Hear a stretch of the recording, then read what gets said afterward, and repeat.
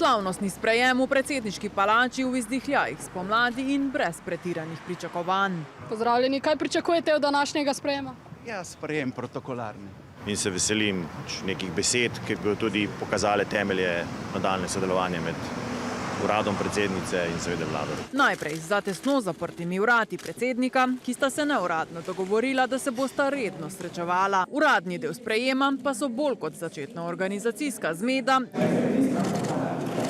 zaznamovali njuni politični pozivi. Pozivam tudi oziroma vas prosim, da se izogibamo tako imenovanim omnibus zakonom, saj se je v praksi pokazalo, da to ustvarja več pravnih dilem in izzivov. Imamo 3 ločene veje oblasti, zakonodajno, izvršno in sodno.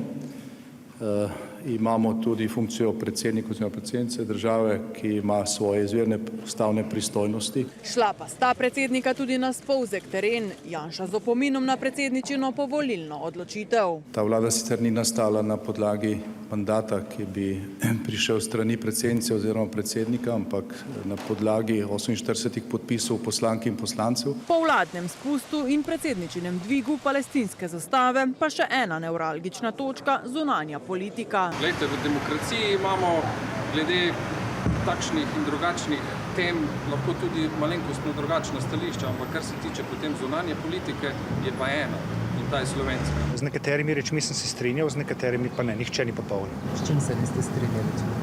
Bomo to pokazali skozi naše delo. Konstruktiven dialog in seveda smo zelo zadovoljni, predvsem kar zadeva ponos in domoljubje Slovenije. Prvi za Natašo Pirc-Musar, ne pa tudi za Janeza Janšo, je predsedniški sprejem pri nas sicer del običajne protokolarne prakse.